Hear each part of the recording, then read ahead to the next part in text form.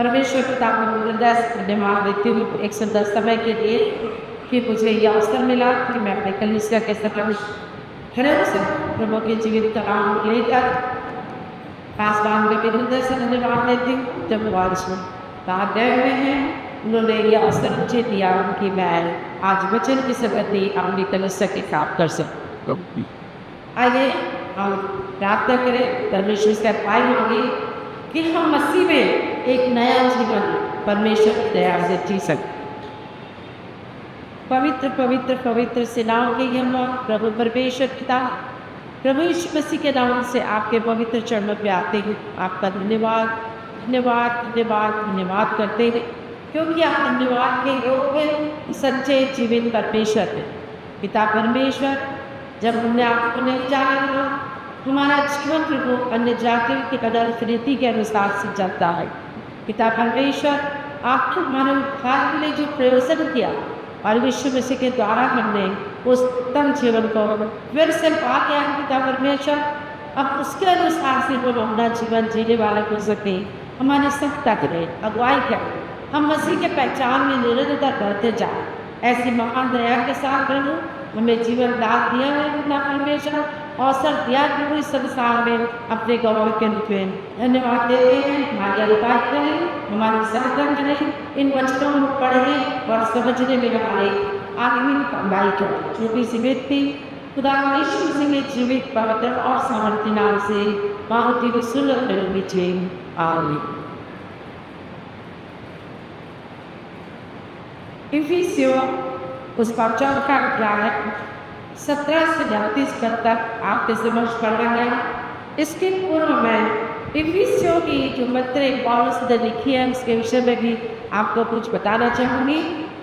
मसीह में नया जीवन, इस बात पर आज जो मदद किया गया उस विषय का शीर्षक है मसीह में नया जीवन। जो इफिसियों की पत्री है, लेखक है पौलुस। ये पौलुस की अनोखी पत्री है जिसमें पौलुस की व्यक्तिगत प्रार्थना और उसके जीवन का वर्णन का अध्ययन करते हैं।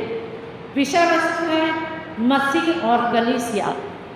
लेखन तिथि है लगभग 65 ईस्वी। यह पत्री पौलुस ने रोम में लिखी जब वह बंदी गृह में था। और इस पत्री के लिखे जाने का जो उद्देश्य है प्रियो, मसीह में अनंत काल का छुटकारा है। और दूसरी बात, मसीह में आदमी आशीष की बात हुई है। इफिसियों की जो पत्री है 6 अध्याय, बड़े संक्षिप्त में मैं आपको एक बार इसका रिमाइंडर करूँगी, आपको याद कराऊंगी कि हर एक पत्री में उसके लिखने का उद्देश्य क्या है। पौलुस पहले अध्याय में कलीसिया के लोगों के लिए धन्यवाद देता है और अपनी प्रार्थनाओं में स्मरण किया जाता है गुण सब। दूसरे अध्याय में हम कैसे मृत्यु से जीवन की ओर हम सब मसीह में एक है। तीसरे अध्याय में पौलुस के जो लिखा है उसका जो उद्देश्य है अन्य जातियों में पौलुस की सेवा का वर्णन और मसीह के प्रेम की व्याख्या। अध्याय 4 में मसीह की देह में एकता और मसीह में नया जीवन। 5वें अध्याय में वह पति और पत्नी का आपसी व्यवहार के विषय में लिखता है और हमें ये बताता है कि हम ज्योति की संतान है। 6वें अध्याय में माता पिता और बच्चों के संबंध एवं व्यवहार के विषय में लिखता है। स्वामी और दास का संबंध कैसा होना चाहिए इसके विषय में लिखता है। और जो प्रमुख मुख्य जो उद्देश्य था मसीह को आत्मिक युद्ध के लिए तैयार होने के लिए आत्मिक हथियारों के विषय में लिखता है। प्रियो, आज मैंने जिस विषय को चुना है वो है मसीह में नया जीवन। कल्पना करें जब हमने मसीह को ग्रहण नहीं किया, जब हम मसीह को नहीं जानते थे, हमारे यदि हम नए हैं, विश्वासी हैं, तो हम कल्पना करें कि हमारा जीवन पहले कैसे थे। तो प्रियो, पौलुस जब मसीह की देह में एकता के साथ इफिसियों की कलीसिया को कहता है, अनुरोध करता है और कहता है कि प्रभु में आग्रह करता हूँ, निवेदन कि जैसे अन्य जाति लोग अपने मन की अनंत रीति पर चलते हैं, तुम अब से फिर ऐसे ना चलो।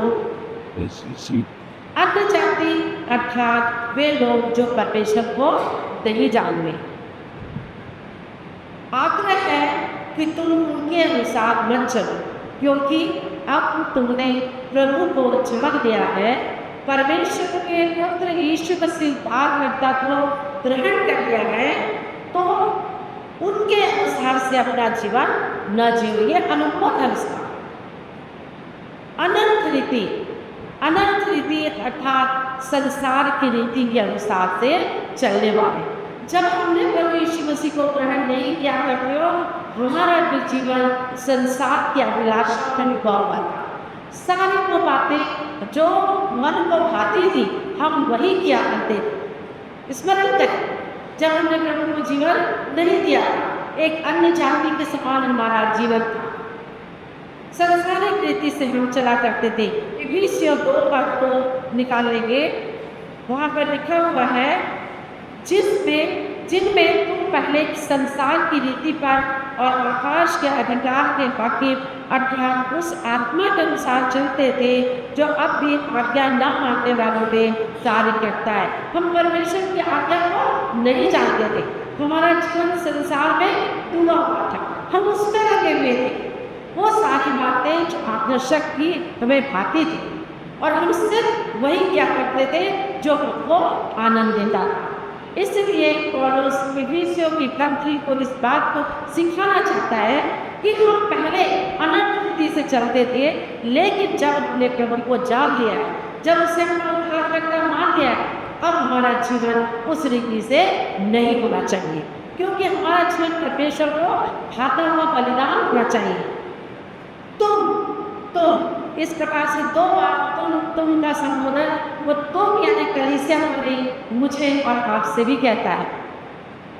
फिर ऐसे न चलो, अर्थात पुराना जीवन और आज का जीवन हमारे जीवन में परिवर्तन दिखाई देना चाहिए, यदि हमने प्रभु यीशु मसीह को ग्रहण कर लिया है। जब हम संसारिक जीवन जीते थे तब हम प्रभु को नहीं जानते थे, लेकिन 18 पद कहता है, क्योंकि उनकी बुद्धि अंधेरी हो गई, जो प्रभु को नहीं जानते थे उनका जीवन अंधकार में है। जैसे एक कमरे में तभी हमको गंदगी दिखाई देती है, जाले दिखाई देते हैं जब हम उस कमरे की लाइट को जलाते हैं। प्रभु यीशु मसीह स्वयं ज्योति है। जब हम ज्योति के संतान करके हमको ठहराया तो अब हमारे जीवन में अंधकार की बातें नहीं होनी चाहिए। अंधकार में बुराइयां नहीं दिखती, लेकिन जब प्रभु के प्रकाश पे हम आते, जब प्रभु को हम ग्रहण कर लेते हैं, तो हमारे अंदर वो ज्योति प्रवेश कर जाती है। इसलिए पौलुस कलीसिया को कहता है कि उनकी बुद्धि जो परमेश्वर को नहीं जानते, उसकी आज्ञा को नहीं जानते, उसका आदर नहीं करते, उनके जीवन में अंधकार है। और हमारे लिए प्रभु का वचन ये कहना है कि तुम परमेश्वर के संतान हो, अर्थात हम ज्योति की संतान हैं। तो अब हमारे जीवन में वो बातें जो अंधकार की बातें थी आज हमारे जीवन में नहीं होनी चाहिए। इफिसियों की कलीसिया को पौलुस ये सिखाना चाहता है कि तुम ज्योति के संतान हो और ज्योति के समान तुम्हारे कार्य भी होने चाहिए। 18 पद में, और उस अज्ञानता के कारण जो उनमें है वो परमेश्वर को नहीं जानते, ये उनकी अज्ञानता है। जो परमेश्वर को नहीं जानता और उनके मन की कठोरता, अर्थात प्रभु यीशु मसीह तो नम्र और दीनता का वाण बने इस दुनिया में आया। प्रभु यीशु मसीह के लोगों में नम्र और दीनता होनी चाहिए, लेकिन जिन्होंने प्रभु यीशु मसीह को ग्रहण नहीं किया वो अज्ञानता के कारण और मन की कठोरता, अर्थात वो नम्रता और दीनता को समझ ही नहीं पाए। इसलिए वचन में पौलुस कलीसिया को समझाते हुए कहता है, परमेश्वर के जीवन से अलग किए हुए हैं। उनकी अज्ञानता और दूसरा मन की कठोरता के कारण वो आज भी परमेश्वर से दूर है। और 19 पद में, और वे शुद्ध होकर उनपन में लग रहे कि सब प्रकार के गंदे काम लालसा से क्या करें। जहाँ परमेश्वर नहीं है वहाँ पर मनुष्य स्वच्छंद जीवन जीता है। स्वतंत्रता अधिकार है मनुष्य का, लेकिन कर्तव्य को निभाना मनुष्य नहीं चाहता। वह स्वतंत्र होकर बिंदास अपना जीवन जीना चाहता है, लेकिन प्रभु यीशु के लोग एक नियंत्रण में, पवित्र आत्मा के नियंत्रण में ठहराए हुए लोग हैं। और परमेश्वर की इच्छा है कि लुचपन और गंदगी उनके जीवन में किसी प्रकार की नहीं होनी चाहिए। वे शून्य हो गए। शून्य यानी जड़, चेतन, चेतन विहीन जीवन, जिनके कॉन्शियस एलाउ नहीं करती। और उनका वचन कहता है, तुम्हें शुद्ध विवेक दिया गया है, तुम अच्छे और बुरे को पहचानते हो क्योंकि परमेश्वर की संतान। लेकिन जो परमेश्वर को नहीं जानते, अर्थात जब परमेश्वर को हम नहीं जानते थे, हमारा जीवन भी ऐसे ही काफी हो, हमारा जो दिमाग है वो काम नहीं करता था। हम अच्छे और बुरे का भेद नहीं करते थे, जो हमें पता था हम वो करते थे। चेतना विहीन जीवन आज भी संसार में बहुत से लोग हैं, अन्य जाति भी हैं और प्रभु के लोग भी हैं जो प्रभु का भय नहीं करते। वो आज भी चेतना विहीन जीवन जीते, अपनी मनमानी करते हुए, लालसाओं में डूबे हुए, अपने मन को खुश करने का जीवन जीते हैं। गंदे काम, लालसा, गंदे काम में लिप्त हो, आज संसार में विचार में पड़ा हुआ हूँ। संसार में हम देखें तो आज व्यभिचार की जो संख्या है वो इतनी है कि आज जवान बच्चे के 12, 13, 14 साल के बच्चों से लेकर बूढ़े तक से व्यभिचार में लिप्त पाए जाएंगे। प्रियो, परमेश्वर को जानने वाले इस बात को जानते हैं कि व्यभिचार को परमेश्वर कभी पसंद नहीं करता। बिना विवाह के जवान बच्चे एक साथ रहकर अपनी जिंदगी जी रहे हैं और उसी दौरान वो संतान भी पैदा कर रहे हैं। व्यभिचार के संतान जो परमेश्वर के द्वारा आशीषित कभी नहीं हो सकती। लेकिन परमेश्वर का धन्यवाद, हमारे छोटे बच्चे, हमारे जवान बच्चे इन बातों को सीख रहे हैं कि व्यभिचार की जिंदगी परमेश्वर को कभी पसंद नहीं है और हमको ये हमारे जीवन से हमेशा के लिए दूर हो जाना चाहिए, क्योंकि हम मसीह में नया जीवन पाए हुए। 20वें पद में बहुत अच्छी शिक्षा जो पौलुस अपने कलीसिया में सिखाना चाहता है। प्रियो, पर तुमने, अर्थात इफिसियों की कलीसिया, लेकिन आज ये तो हम सब हैं, क्योंकि हमने भी प्रभु यीशु मसीह की ऐसी शिक्षा बालपन से पाई है, क्योंकि हम मसीह परिवार में चल रहे हैं। तुमको ऐसी शिक्षा नहीं, पर तुमने मसीह की ऐसी शिक्षा नहीं पाई, वरन तुमने सचमुच उसी की सुनी और जैसा यीशु में सत्य है उसी में सिखाए भी गए। हमने बार से प्रभु यीशु मसीह की शिक्षा को सुना है और हमने ये भी सुना है कि हम सुनने वाले नहीं, वचन में चलने वाले बने।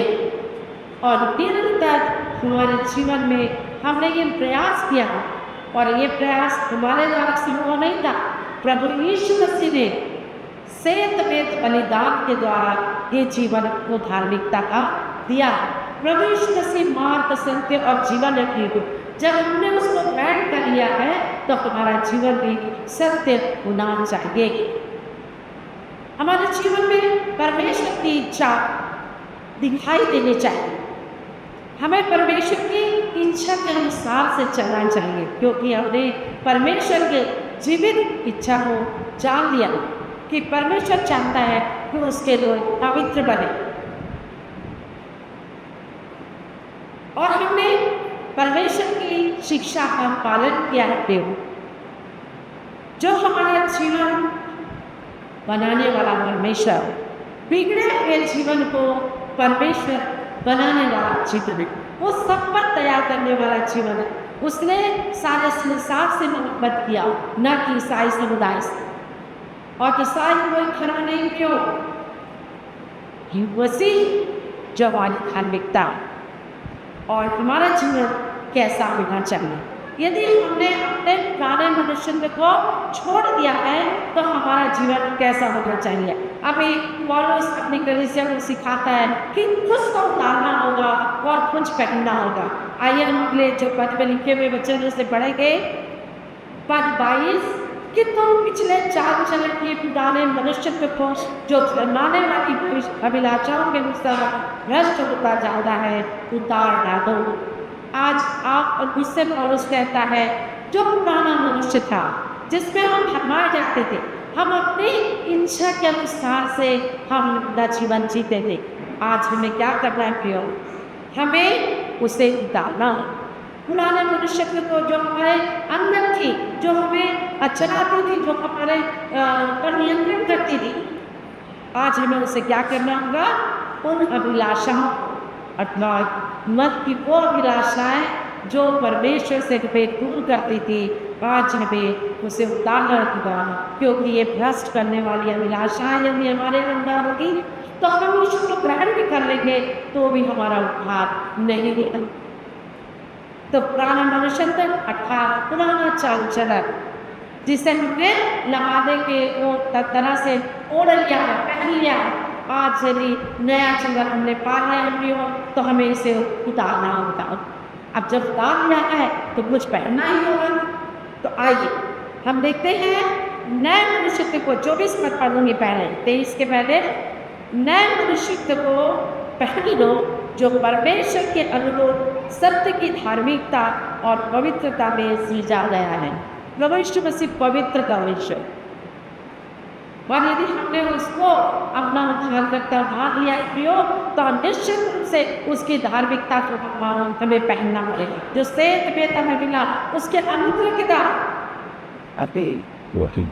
एक बार फिर से बताना चाहूंगी, आदम को परमेश्वर ने सृजा वो पवित्र था, और जब आदम पवित्र था तो हर एक मनुष्य आदम के द्वारा पवित्र ठहराया। लेकिन परमेश्वर की अनाज्ञाकारिता के कारण आदम पाप में गिरा, और आदम के पाप के गिरने के कारण सारे आदम जात पाप में गिर गए। लेकिन जब प्रभु यीशु मसीह को परमेश्वर ने संसार में हमारे उद्धार को पूरा करने के लिए भेजा प्रियो, जब यीशु मसीह ने अपने पिता की आज्ञाकारिता में क्रूस में अपने प्राण को दे दिया, हमारे लिए लहू बहाया गया, तो उस लहू के द्वारा हमने छुटकारा को पा लिया। अन्यथा आज भी हम बलिदान में बलिदान दिया करते। बलिदान की वो सारी व्यवस्था प्रभु यीशु मसीह ने पूर्ण कर दी। प्रियो, एक बात अगर मैं आपको विशेष रूप से बताना चाहूँगी, जब आदम पाप में गिरा तो परमेश्वर ने इस भूमि को शापित कर दिया। ये भूमि शापित हो गई। लेकिन स्मरण कीजिए, जब प्रभु यीशु मसीह कलवरी की क्रूस पर जब चढ़ाया गया तो उसका बहता हुआ लहू और पसीना कहाँ बह गया? मेरे स्मरण करें, वो शापित पृथ्वी अब शापित नहीं रही। लहू जो उसका पसीना था, लहू बनकर पृथ्वी पे बह रहा था, अर्थात शुद्ध हुआ। किसके लिए? जिन्होंने नया जीवन पाया, अर्थात जो प्रभु यीशु मसीह को ग्रहण कर लिया, नया जीवन पा लिया। रोमियो का जिसमें लिख रहा है जो प्रभु यीशु मसीह में है वो नई सृष्टि, अर्थात अब पहले पाप ठहराया गया तो सारे पाप भी ठहराया गया। लेकिन जब प्रभु यीशु मसीह के बलिदान के द्वारा जब वो शुद्ध और पाप हमारे लिए बहाया गया, हमने उसको ग्रहण कर लिया, तब हमारे जीवन से वो सारी अशुद्धता, वो सारे पाप, अब वो शापित पृथ्वी हमारे लिए क्या हो गई? शुद्ध।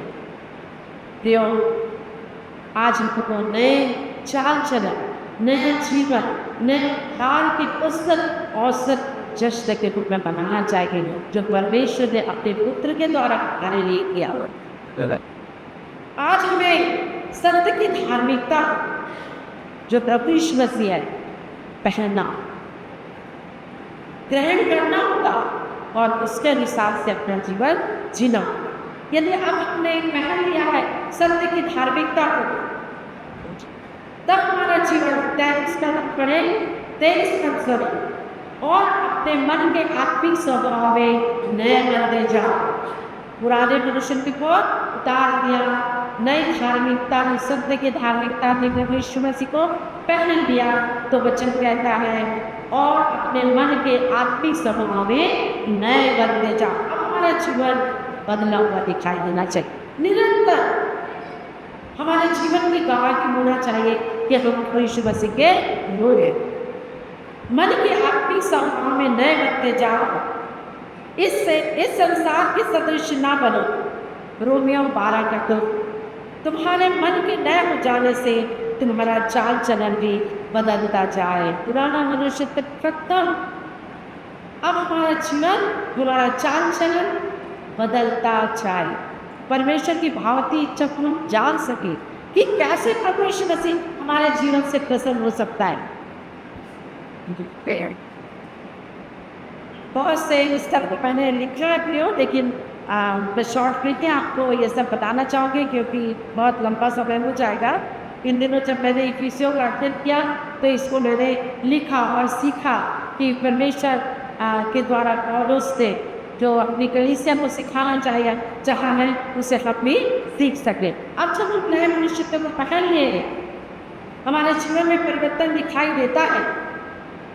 हम मसीह के गवाह बन गए हैं, उसके राजदूत हो गए, तो हमारे जीवन को देखकर लोगों के द्वारा गवाही होनी चाहिए कि ये मसीह है। आप स्मरण करें प्रियो, अंताकिया में पहली बार विश्वासी मसीह कहलाए। क्यों कहलाए? क्यों मसीह कहा गया? उसको देखा होगा यीशु मसीह के गुणों को, उनके लोगों पर, विश्वासी लोगों को देखकर वहाँ के लोगों ने उन्हें विश्वास में मसीह का। आज धमतरी में मैं और आप किस नाम से जाने रहे हैं? हमको नाम दे दिया गया ईसाई है, लेकिन प्रियो लोगों को बताएं हम मसीह हैं। मसीह की पहचान में हमें बढ़ते रहना है प्रियो। इसके लिए हमें क्या करना होगा? उसकी पहचान में हमको बढ़ते जाना है। इसके लिए हमें निरंतर अपने जीवन में उन बातों को हमारे जीवन में पहला अवसर देना होगा या उसे मानना होगा, उसके अनुसार से चलना होगा। और आगे के पदों में इसी बात को लिखा गया है। पद 25 से देखें तो आज हम देखेंगे कि हमारी आज क्या पहचान है और हमें अपनी मसीह में पहचान बताने के लिए हमें क्या करना होगा। तो 25 पद से आगे देखें तो लिखा है हमें झूठ बोलना छोड़ देना होगा। सब झूठे लोग ना कहे जाए, वादा करके फिरने वाले लोग ना कहे जाए, हाँ कि हाँ ना भी ना, चाहे उस बैंक का सुख खाना क्यों ना हो। हमारी बात को सुनने वाला विश्वास करे, नहीं ये मसीह लोग हैं झूठे लोग। अदर संहिता 15 का 2 निकालेंगे।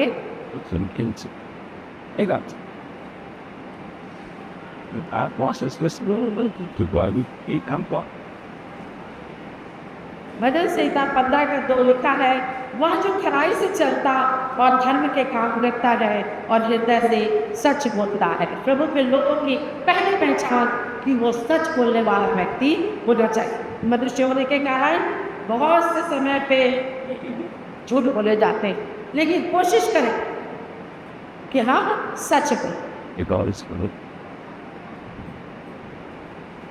क्रोध तो करो, 26 पर क्रोध तो करो पर पाप ना करो।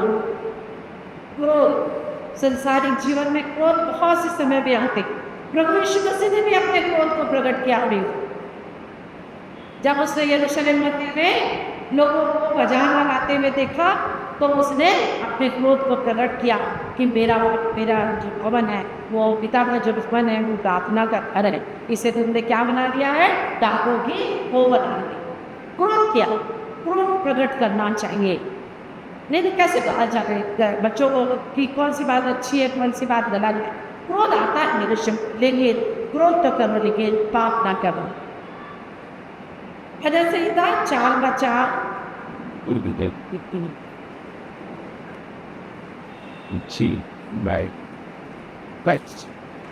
परमेश्वर के जीवित वचन में लिखा है। भजन संहिता 4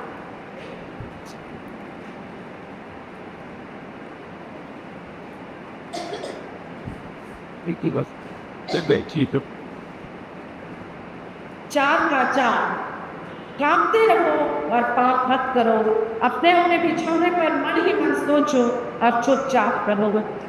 कामते रहो। परमेश्वर का आज्ञाकारिता हमें उसका भय मानना सिखाता है प्रियो। परमेश्वर का भय भी, परमेश्वर के भय में हमको क्या करना है? डर चिंताना है। वो भयावह परमेश्वर नहीं, तो बहुत प्रेमी परमेश्वर है। हम उसका अनुसरण करने वाले लोग हैं, तो हमें क्रोध तो करता है, पाप नहीं करना है, क्योंकि पाप क्या है? पाप की सजा मृत्यु है। और परमेश्वर का अनंत वरदान, अनंत जीवन हमारे लिए वरदान है। और 27 पद में कहता है, न शैतान को अवसर दो। शैतान बहुत चला करते हैं। मसीह परिवार में शैतान इतना क्रियाशील है, आप इस पर मदद कर सकते हैं। पति पत्नी के बीच में, बच्चे और माता पिता के बीच में बहुत से कला, परिवार के बीच में बहुत से कला। शैतान कभी नहीं चाहता कि एक मसीह घराना, परमेश्वर को बलिदान देने वाला घराना, उसको महिमा देने वाला घराना बन सके। वो उन्हें तोड़ना चाहता है। इसलिए शैतान को अवसर न दो कि वो आपके जीवन को नाश कर सके, तोड़ सके, परमेश्वर से दूर ले जा सके, अनाज्ञाकारिता के जीवन में आपको पहुंचा सके। आप शैतान को अवसर न दे, अपने जीवन में काम करती। गलतियाँ होती हैं, परिवार में बैठकर आपस में बातचीत करें। बातचीत के द्वारा हमारे परिवार की बहुत से खला दूर हो सकते हैं प्रियो। मन में रखने के कारण मैं मन में कुछ दूसरा सोचती हूँ, सामने वाले कुछ दूसरा सोचता है, दोनों सोचते ही रह जाते हैं। और हमारे बीच में क्या करता है शैतान? वो काम करता है, तोड़ने का काम करता है, जोड़ने का नहीं। परिवार बैठे और उस विषय पर जिस पे क्लेश हो रहा है, आपस में बातचीत करें और आपस में सुलह करके उस समस्या को दूर करें। और शैतान को अवसर न दे कि आप लोग आपस में फिर से लड़ाने का काम करें। दूसरा कुरिन्थियों 2:10 और 11 पर इस बात को बताया है कि शैतान को कोई अवसर नहीं देना चाहिए। और 28 में हम देखते हैं, चोरी करने वाला चोरी नहीं करेगा।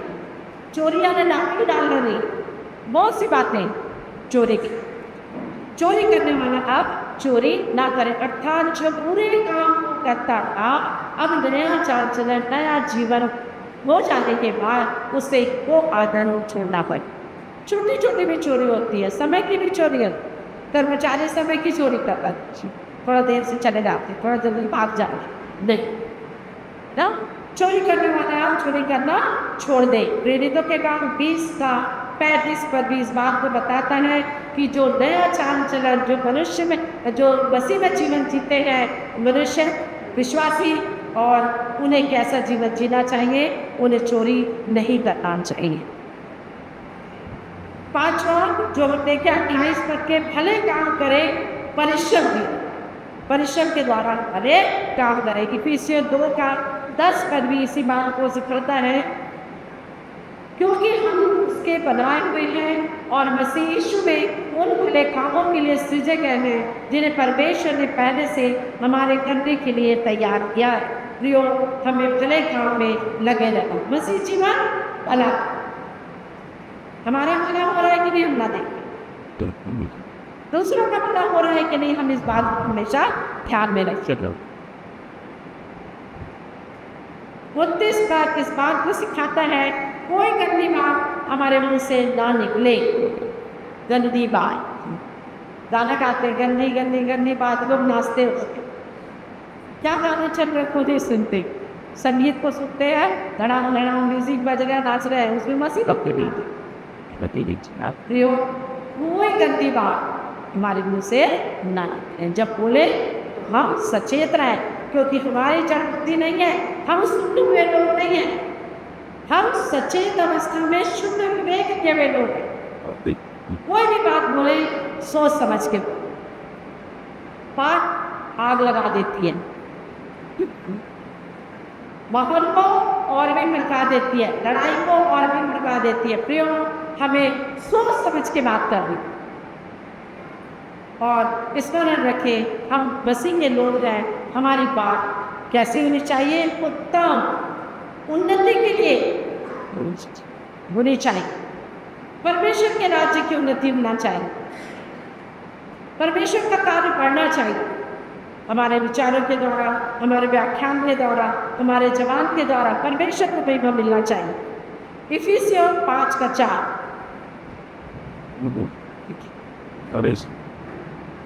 और न निर्लजता, न मुद्दा की बातचीत की, न ठट्टे की, क्योंकि ये बातें शोभा नहीं देती, वरन धन्यवाद भी सुना जाए।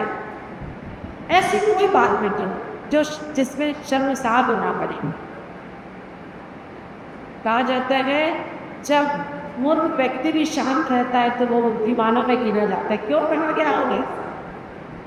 हमारा बहुत वाचाल होना, बहुत बातचीत करना, बहुत कमेंट्स पास करना, हमारा अपनी मत देना, सोच समझ कर बातें, लेकिन बेबाक बात बोलते बोलते हम क्या करते पियो, कुछ हमारे जवान से भी ऐसी गलत बातें निकल जाती हैं। सोच समझ कर बोले, और जब भी बोले तो ऐसे बोले कि हमारे जीवन से उन्नति के लिए उत्तम बातें हमारे मुँह से निकले।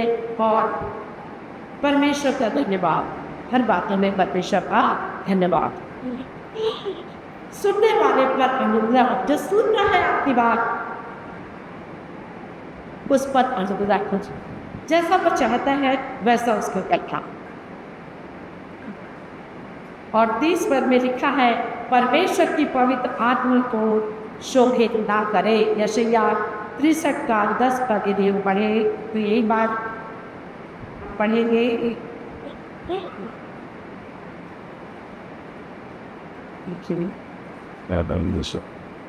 यशायाह 63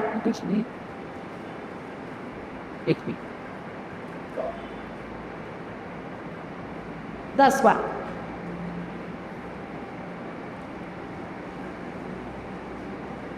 तो भी उन्होंने बलवा किया और उसकी पवित्र आत्मा को प्रेरित किया, जिस कारण वह पलट कर उसका शत्रु हो गया और स्वयं उनसे लड़ने लगा। परमेश्वर की आत्मा को उन्होंने प्रेरित किया, स्वयं उन्होंने बलवा किया। इस्राएलियों के लिए लिखा है कि वो बलवा करने वाले थे, इसलिए परमेश्वर बहुत सी परिस्थितियों में उनको छोड़ देता। और क्यों हमें इस बात का स्मरण रखना है कि परमेश्वर का आत्मा में हमको शोकित नहीं करना है, जिससे तुम पर छुटकारे के दिन के लिए छाप दी गई है। ये छुटकारे की छाप है। पवित्र आत्मा का यदि हम आदर करते हैं, उसको शोकित नहीं करते, तो ये हमारे छुटकारे की छाप है। दूसरा कुरिन्थियों 1:22 इस बात को बताना है कि तुम पर पवित्र आत्मा की छाप लगी हुई है। इन बातों के द्वारा हमने देखा कि मसीह जीवन में आगे बढ़ने के लिए, अपनी पहचान को बनाए रखने के लिए हमें किन किन बातों का अनुसरण करना है। और 31 पद में हम देखेंगे 6 बातों से हमें दूर रहना।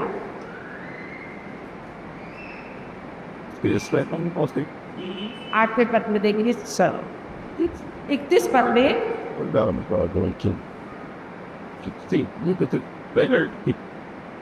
6 बातों से हमें दूर रहना है। मसीह जीवन में इन बातों से हमें दूर रहना होगा। सब प्रकार की कड़वाहट, बहुत कड़वाहट से सभी भरा हो गई, और प्रकोप, क्रोध और कलह और निंदा, सब बैर भाव समेत तुमसे दूर किए जाए। कड़वाहट, प्रकोप, क्रोध, कलह, निंदा, बैर, ये हमसे दूर किए जाए, इन्हें छोड़ना हो। यदि आप मसीह जीवन में आगे बढ़ना चाहते हैं, उसके गवाह होना चाहते हैं, अपनी पहचान मसीह के रूप में बनाना चाहते प्रियो, तो इन 6 बातों को आपको छोड़ना ही होगा। और आगे हम देखें 32 पद में लिखा है पर एक दूसरे पर कृपालु और करुणामय हो। एक दूसरे पर हमें क्या होना है? कृपालु होना है और करुणामय, दया, करुणा से भरा हुआ हृदय हमको होना चाहिए, क्योंकि प्रभु यीशु मसीह करुणामय परमेश्वर है। वो प्रेम करने वाला परमेश्वर है, दया से भरा हुआ परमेश्वर है, अनुग्रह करने वाला परमेश्वर है। जैसे परमेश्वर ने मसीह में तुम्हारे अर्थात अपराध क्षमा किए, वैसे ही तुम भी एक दूसरे के अपराध क्षमा करो। बहुत बड़ा काम है, लेकिन मसीह में बहुत सरल। यदि आप मसीह हैं प्रियो, तो सच में दूसरे के अपराध को आप क्षमा कर सकें। और यदि आप अभी भी वो पुराने मनुष्यत्व का लगातार उड़े हुए हैं, जीवन मसीह ही जी रहे हैं, लेकिन अभी भी आपने उस सच्ची धार्मिकता को ग्रहण नहीं किया है जो प्रभु यीशु मसीह है, मसीह नहीं हुए आप, तो आप निश्चित रूप से आपके लिए बहुत कठिन हो। दूसरे के अपराध को माफ करना बहुत कठिन काम है। लेकिन प्रियो, हमें बहुत इस बात का हमें गौरव है, इस बात पर हमें सच में प्रभु यीशु मसीह के लिए बहुत आदर है कि हम पे वो बातें है। हम दूसरे के अपराध को क्या करते हैं? माफ कर देते हैं, क्योंकि हमारे अपराधों को परमेश्वर ने क्या किया है? माफ किया। पत्रस, पहला पत्रस 3 का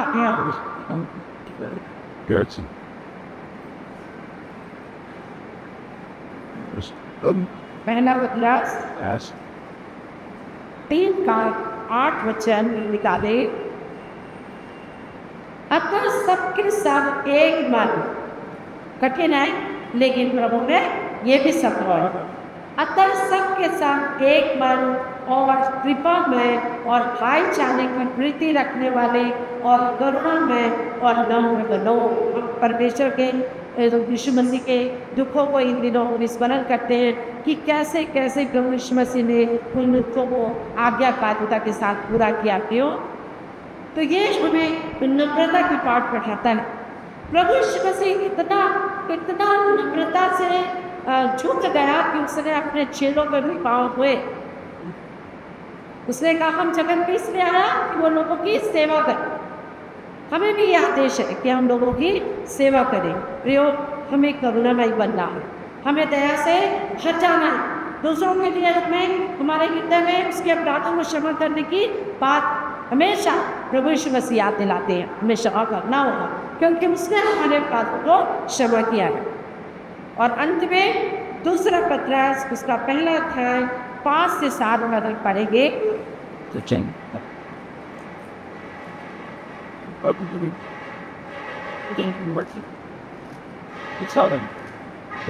दूसरा पत्रस पहला अध्याय 5 से 7 पद पढ़ें।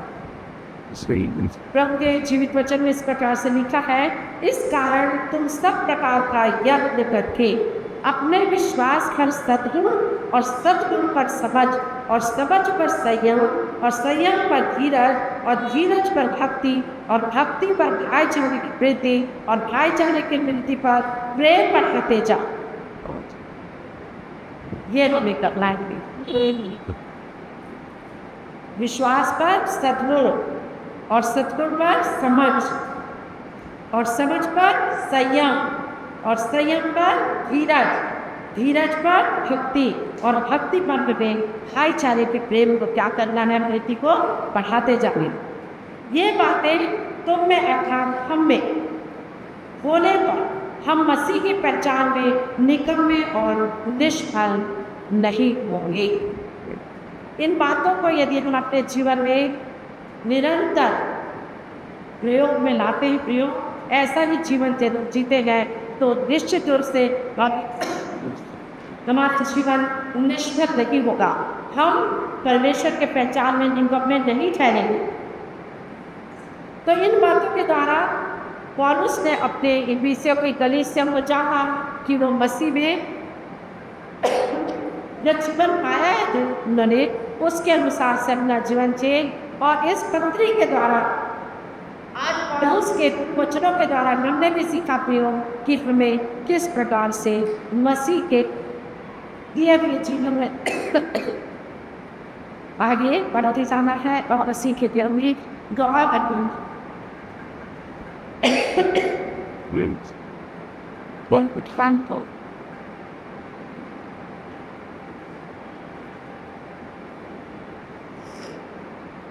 You should say